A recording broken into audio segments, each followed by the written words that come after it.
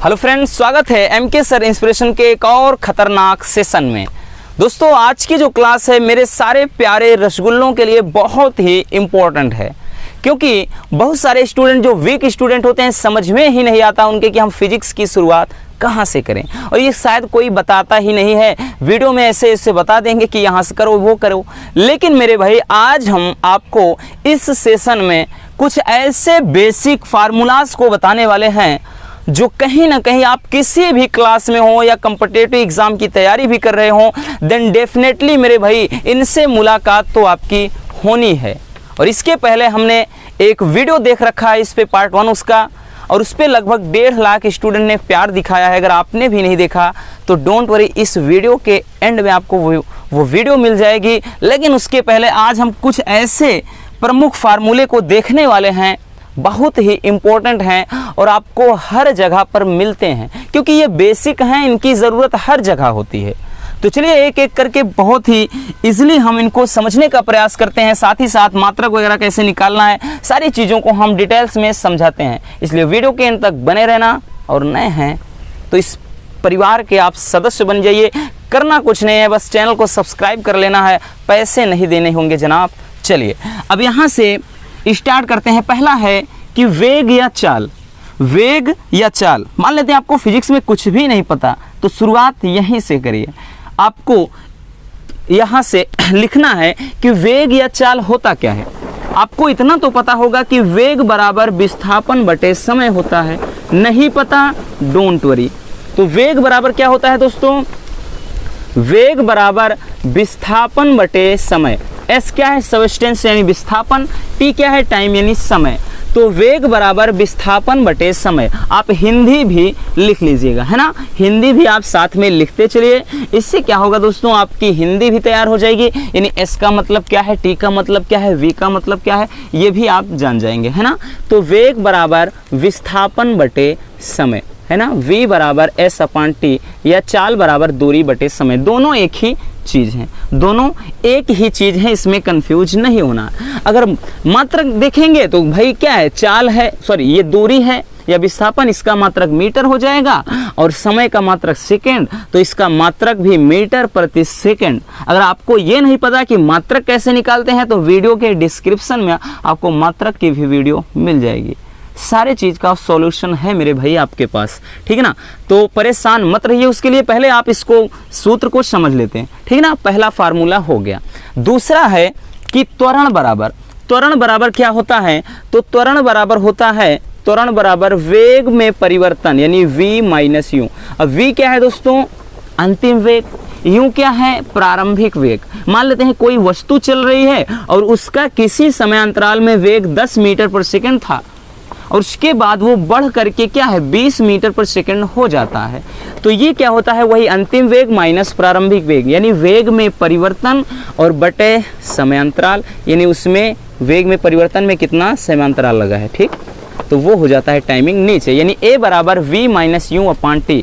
तो हिंदी में लिखना चाहेंगे त्वरण बराबर वेग परिवर्तन बटे समय, ठीक। तीसरा है संवेग। तो संवेग को P से लिखते हैं। P बराबर क्या होता है? संवेग बराबर होता है दोस्तों द्रव्यमान गुणे वेग। संवेग बराबर द्रव्यमान गुणे वेग, यानी P बराबर m इंटू वी। P बराबर m इंटू वी हो जाता है, ठीक। और चौथा है आवेग। तो इसको आवेग को J से लिखते हैं। J बराबर क्या होता है? बल गुणे समयांतराल, यानी आवेग बराबर बल गुणे समयांतराल, यानी J बराबर F इंटू टी। ये हो जाता है आवेग के लिए फार्मूला, है ना। बात समझ में आ गई। चलिए अगला है डेंसिटी यानी घनत्व। डेंसिटी घनत्व कैसे निकालते हैं? D बराबर द्रव्यमान बटे आयतन, है ना, यानी घनत्व किसी भी चीज़ का निकालना होगा तो द्रव्यमान बटे आयतन, इस तरह से डेंसिटी यानी घनत्व निकाल पाएंगे आप, है ना। चलिए नेक्स्ट है बल। तो बल बराबर क्या होता है दोस्तों? बल बराबर होता है द्रव्यमान गुणे त्वरण, ठीक। बल बराबर द्रव्यमान गुणे त्वरण। तो ये हो जाता है F बराबर m इंटू ए, F बराबर m इंटू ए। देखिए हमने यहाँ फार्मूले को नहीं देखा है, केवल आपको यहाँ पे मात्रक नहीं देख रहे हैं, केवल फार्मूला देख रहे हैं जिनकी ज़रूरत होती है, ठीक है ना। ऐसे कह देगा कि कोई क्या है, आवेश है, संतुलन की अवस्था में रखा है और इतना भार उसमें लटकाया गया है, क्या किया गया है इसे वायु में। तो इस तरह के क्वेश्चन होते हैं तो आपको दिमाग में समझ में ही नहीं आता भार क्या है, संतुलन की स्थिति में बल क्या है। तो यही चीज़ होता है। फिर हम कैसे करते हैं, यहाँ पे भार है, यहाँ पे बल है, दोनों को बराबर करके लिखते हैं। इस तरह से चीज़ें करनी होती हैं, ठीक है ना। और यहाँ से काइनेटिक एनर्जी वगैरह आ जाता है। तो ये दोस्तों कुछ ऐसे हैं, जरूर नहीं कि आप क्लास 9th में है तो 9th में रहेगा। इनका जो ज़रूरत मतलब इनकी आवश्यकता होती है वो आपको 10 में भी, यहाँ से 11 में भी और 12 में भी, साथ ही साथ आप बीएससी करेंगे या फिर बीटेक करते हैं या फिर आप कॉम्पिटिटिव एग्ज़ाम की तैयारी करते हैं दिन, तब भी आपको ये देखना पड़ेगा मेरे दोस्त, ये आपका पीछा छोड़ने वाले नहीं हैं, ठीक। चलिए अब यहाँ से हम अगला देख लेते हैं, कार्य, ठीक। कार्य क्या है, इधर नीचे ना दिख रहा होगा, इधर देख लेते हैं। कार्य बराबर क्या होता है, बल गुणे बल की दिशा में विस्थापन। यानी किसी वस्तु पर बल लगाकर उसे आप विस्थापित कर दीजिए, है ना, बल लगाकर विस्थापित कर दीजिए, तब कहा जाएगा वो आपने कार्य किया है। W बराबर F इंटू एस। लेकिन मेरे दोस्त एक चीज़ इसमें ध्यान देने वाली बात यह है, कभी कभार क्वेश्चन पूछा जाता है कि एक कुली अपने सर पर क्या है, एक कोई भी टोकरा रखा है ना, या कोई अटैची वगैरह जिसे कहते हैं, कोई संदूक रखा है और वो क्या है प्लेटफॉर्म पर इतना दूरी तक चक्कर लगा रहा है, तो कार्य कितने किया, मतलब कार्य उसने कितना किया, तो यहाँ पर कार्य 0 होता है। यानी आप किसी दीवार को धकेल रहे हैं और दीवार में विस्थापन हो ही नहीं रहा है जनाब, आप दिन भर उसमें धक्का मारिए, पसीने से डूब जाइए, कोई मैटर नहीं करता है, कुछ नहीं होता। अगर जब तक दीवार में विस्थापन नहीं हुआ, दीवार अपने स्थान से नहीं हिली डुली, कार्य 0 माना जाएगा। अगर कोई कण है, यानी कोई क्या है, इंसेक्ट यानी कीड़ा ऐसा वृत्ताकार पथ पर लगातार घूम रहा है, कार्य कितना किया, 0 किया, क्योंकि विस्थापन हुआ ही नहीं। तो कार्य होने के लिए विस्थापन होना जरूरी है। बात समझ में आई? चलिए, तो W बराबर F इंटू एस हो जाता है। नेक्स्ट है शक्ति, ठीक है ना, शक्ति या सामर्थ्य। कहते हैं कि आ देखें जरा किसमें कितना है दम, ठीक। तो ये क्या होता है, शक्ति यानी पावर, आपके अंदर कितना पावर है। इस चीज का आकलन आप कैसे कर पाओगे, यानी P बराबर होता है W/T, यानी जो कार्य है या ऊर्जा है, ठीक, ऊर्जा वे होने की समय दर को क्या है, शक्ति या सामर्थ्य कहा जाता है। तो P बराबर होता है W/T, ठीक है ना, P बराबर W/T, ये हो जाता है। नेक्स्ट है कि गतिज ऊर्जा। देखिए गतिज ऊर्जा, किसी भी वस्तु की गतिज ऊर्जा, काइनेटिक एनर्जी निकालना है तो क्या होता है दोस्तों कि kinetic energy KE, kinetic energy बराबर होता है 1/2 द्रव्यमान गुणे वेग यानी का स्क्वायर, यानी काइनेटिक एनर्जी KE बराबर हाफ mv स्क्वायर, ये हो जाता है गतिज ऊर्जा के लिए। अब आता है अगला स्थितिज ऊर्जा, किसी वस्तु की स्थितिज ऊर्जा, ठीक। अब स्थितिज ऊर्जा को यहाँ से आप PE से भी दर्शाते हैं या यहाँ से आप U से लिख सकते हैं। U बराबर क्या होता है, द्रव्यमान गुणे गुरुत्वीय त्वरण इंटू ऊंचाई।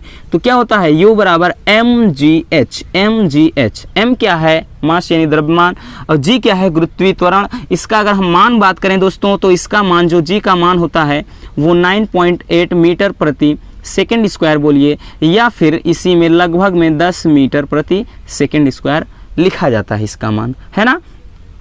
नेक्स्ट है भार। तो भार बराबर, यानी भार W बराबर M इंटू G लिखा जाता है। भार बराबर क्या होता है, द्रव्यमान गुणे गुरुत्वीय त्वरण, ठीक। बात समझ में आ गई? चलिए देखिए, ये बेसिक से सूत्र हैं दोस्तों, इनकी ज़रूरत हम बार बार बोल रहे हैं कि आप इनको अच्छे से देख लीजिए, आप नोट्स बना लीजिए, आप कॉपी में इनको अच्छे से क्या है पूरा हमने बताया ना संकेत सहित आप इसको नोट कर लीजिए।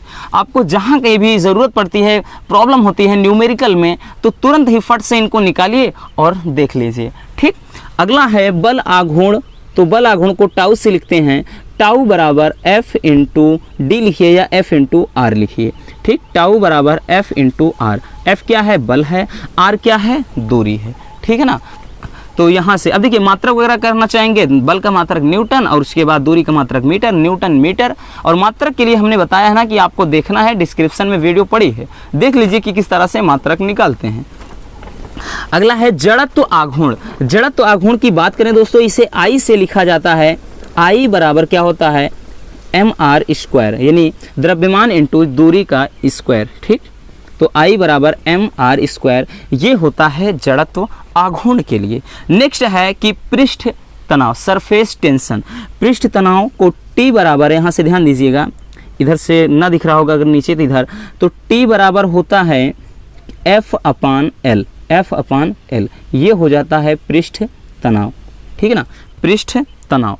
नेक्स्ट है कि कोणीय वेग। ध्यान दीजिएगा, कोणीय वेग। अब वेग और कोणीय वेग में अंतर क्या होता है, तो वेग बराबर विस्थापन बटे समय अंतराल। लेकिन कोणीय वेग में क्या होता है दोस्तों, जैसे कोई चीज़ अगर इस तरह से गोलाकार है और यहाँ से हम मान लेते हैं कि यहाँ से यहाँ तक कोई वस्तु विस्थापित हुई, कितना, डेल्टा थीटा, तो ये कोणीय विस्थापन हो जाता है। और यहाँ से यहाँ तक विस्थापित होने में जो समय लगता है, ठीक है ना, अगर हम बात करें तो वही क्या होता, कहलाता है कोणीय वेग, ठीक।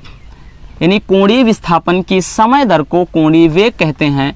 ओमेगा बराबर हो जाता है delta theta upon delta T, ठीक है ना, delta theta upon delta T, ये हो जाता है कोणीय वेग। नेक्स्ट है कि सरल लोलक का आवर्तकाल। सरल लोलक का आवर्तकाल, तो इसके लिए होता है दोस्तों टी बराबर 2 पाई और रूट में हो जाता है L अपान जी। L क्या है, लंबाई है लोलक की, और उसके बाद क्या है, G क्या है, गुरुत्वीय त्वरण है, T क्या है, आवर्तकाल है ना, यहाँ से, ठीक। तो ये हो जाता है सरल लोलक के आवर्तकाल के लिए। अगला है कि गुरुत्वाकर्षण बल। गुरुत्वाकर्षण बल, ये दोस्तों रेलवे ग्रुप डी NTPC में पूछा गया क्वेश्चन है, ठीक। तो इसमें गुरुत्वाकर्षण का पूछा जो गया था वो G का मान पूछा गया था। तो गुरुत्वाकर्षण बल F बराबर सूत्र होता है कैपिटल G, उसके बाद M, फिर स्मॉल m अपान r स्क्वायर, ये हो जाता है F बराबर G, फिर capital M into small m अपान r स्क्वायर, जहाँ पे G क्या है, ये है गुरुत्वाकर्षण नियतांक, और जो M है वो क्या है, पृथ्वी का द्रव्यमान है, और जो स्मॉल m है दोस्तों, यानी कैपिटल M पृथ्वी का द्रव्यमान, स्मॉल m क्या है, पृथ्वी पर यानी कोई पिंड है, कोई वस्तु है, उसका द्रव्यमान, r क्या है, दूरी है, और इसका जो G का मान होता है वो 6.67 गुणे 10 के घात -11, ये G का मान हो जाता है। बात समझ में आ गई। चलिए अगला है कि विद्युत धारा। विद्युत धारा क्या है, तो एकांक, ध्यान देना, कोई भी तार है उसमें आवेश प्रवाह होने में जो लगा समय होता है, कोई तार है, मान लेते हैं कोई तार है इस तरह से, और उसमें कोई आवेश बह रहा है, और जो आवेश बह रहा है तो बहने में कुछ ना कुछ तो समय लगेगा, तो आवेश प्रवाह की समय दर को क्या कहते हैं, विद्युत धारा कहते हैं। I बराबर क्या होता है, Q अपान T, I बराबर Q अपान T, तो ये हो जाता है विद्युत धारा। Q क्या है, आवेश है, T क्या है, समय है, ठीक है ना। अब अगला है प्रतिरोध। प्रतिरोध या ओम का नियम आपने पढ़ा होगा। तो ओम का नियम क्या होता है कि किसी तार, मतलब तार के या चालक सिरों के बीच लगा विभवांतर और उसमें बहने वाली धारा का जो अनुपात होता है वो कांस्टेंट होता है, यानी नियत होता है, और इसी को कहा जाता है R। बात समझ में आ गई। यानी क्या होता है, तार के या चालक के सिरों के बीच लगे विभवांतर और उसमें बहने वाली धारा का जो अनुपात होता है वो वैद्युत प्रतिरोध कहलाता है। मात्रक क्या होता है, ओम होता है ना। अगला है विभव। तो विभव, तो V बराबर क्या होता है, W/Q। यहाँ से परिभाषा भी आपके साथ साथ तैयार होती चल रही है, W/Q। यानी क्या है, मान लेते हैं कि अनंत पर हमने कोई बिंदु आवेश रखा है और उसे अनंत से उठाकर इस स्थान तक, एक वैद्युत क्षेत्र तक लाना है, तो लाने में उस आवेश को जो कार्य करना पड़ेगा जनाब, वही कार्य कहलाता है विभव। वही कार्य क्या कहलाता है, विभव कहलाता है। बात आई समझ में। चलिए अब इधर हम देख लेते हैं, हाँ, प्रतिरोधकता। प्रतिरोधकता को रो से दर्शाया जाता है। तो रो बराबर होता है यानी प्रतिरोध इंटू क्षेत्रफल अपान तार की या चालक की लंबाई, तो रो बराबर आर ए अपान एल हो जाता है, ठीक ना, आर ए अपान एल हो जाता है। ये रो क्या है, प्रतिरोधकता है, आर क्या है, रेजिस्टेंस यानी प्रतिरोध, ए क्या है, क्षेत्रफल है, एल क्या है, चालक तार की लंबाई है। बात आई समझ में। अगला है कि ऊष्मा या ऊर्जा, ध्यान दीजिएगा दोस्तों, इसे चाहे एच लिखिए या फिर डब्लू, ठीक है ना, ऊष्मा या ऊर्जा दोनों का सूत्र एक होता है, H बराबर V इंटू आई इंटू टी हो जाएगा, ठीक है ना, या V बराबर I इंटू आर रखेंगे तो यहीं पे ये सूत्र बन जाएगा I स्क्वायर आर टी बन जाएगा, या I के स्थान पे V अपान आर रखेंगे तो V square upon R square, एक आर से आर कटा तो V square upon R into T हो जाएगा। तो दोस्तों अगर आप देख रहे होंगे ये फार्मूला आप 3 तरीके से लिख सकते हैं, है ना, 3 तरीके से, यानी W बराबर वी आई टी लिखिए, चाहे H बराबर वी आई टी लिखिए, या W बराबर आई स्क्वायर आर टी लिखिए, या H बराबर आई स्क्वायर आर टी लिखिए, ठीक है ना, या W बराबर इसको रखिए या H बराबर। तो इस तरह से 3 फार्मूले यहाँ से आपके वैद्युत ऊर्जा या फिर ऊष्मा के लिए निकल आए हैं। बात आई समझ में। अगला है आवृत्ति, यानी F बराबर क्या होता है, आवर्तकाल के व्युत्क्रम को, आवर्तकाल के व्युत्क्रम को कहा जाता है आवृत्ति। बात आई समझ में। चलिए, टी क्या है, आवर्तकाल है, ठीक है ना, एक टाइम पीरियड है। और कोणीय आवृत्ति, देखिए अब कोणीय आवृत्ति आ गया, तो कोणीय आवृत्ति, यहाँ सॉरी आवृत्ति बोल रहे हैं, कुछ ज़्यादा ही कभी कभार मुंह से निकलने लगता है, ठीक है ना, तो डोंट वरी। कोणीय आवृत्ति, इसको भी ओमेगा से लिखते हैं, और यहाँ से ओमेगा बराबर फार्मूला होता है 2 पाई अपान टी।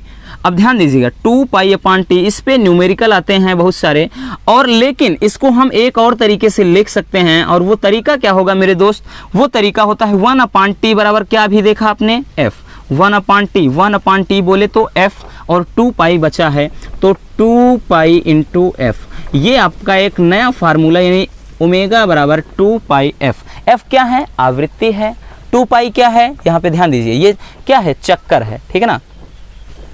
और उसके बाद ध्यान देना, और यहाँ से अभिकेंद्री बल, अभिकेंद्री बल के लिए जो फार्मूला होता है F बराबर होता है mv square upon R, mv square upon R. देखो अभिकेंद्री बल क्या होता है कि जब कोई वस्तु वृत्ताकार पथ पर घूमती है ना, तो केंद्र की तरफ एक बल कार्य करता है, उसे अभिकेंद्रीय बल बोलते हैं। जैसे आप क्या है, किसी भी बर्तन में, ठीक है ना, आप जैसे बाल्टी में पानी भर के ऐसे घुमाते हैं ना, रस्सी से घुमाते हैं, नचाते हैं पकड़कर, देख रहे होंगे कि उसमें का पानी क्या है, गिरता नहीं है।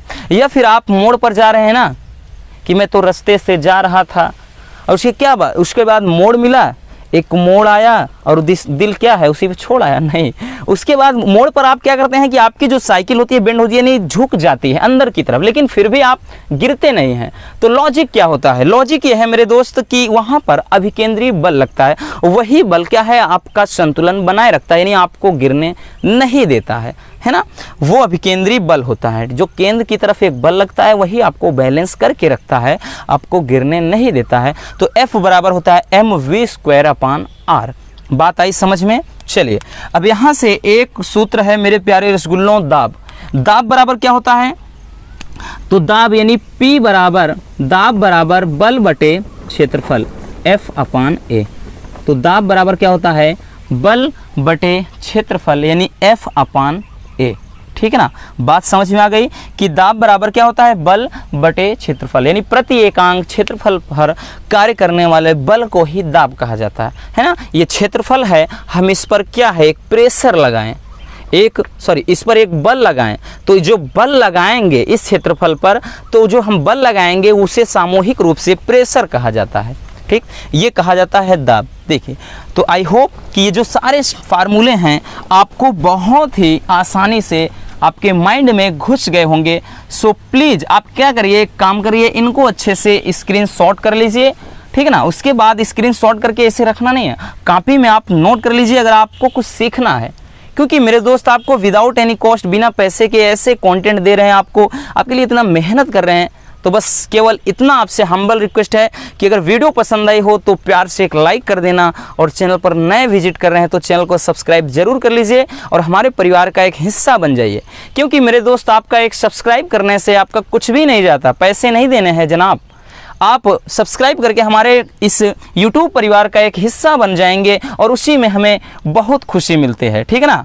तो आई होप कि ये क्लास आपको बहुत ही पसंद आई होगी।